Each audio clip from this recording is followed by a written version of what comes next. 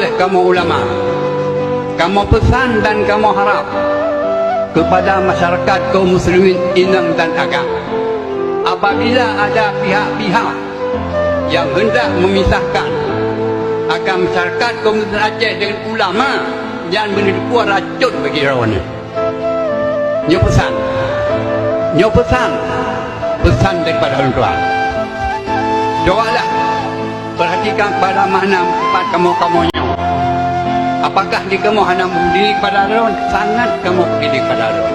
Tapi menitipu ada pihak-pihak di Aceh yang ingin untuk memisahkan rawan dengan kamu ulama-ulama. Tapi bila nanya rupanya menipunya penyakit racun bagi rawan. Apabila cuma masyarakatnya kamu pisah dengan ulama adalah yang poh orang Aceh, yang poh ulama tak orang Aceh sendiri. Ane batik tengok ane demam.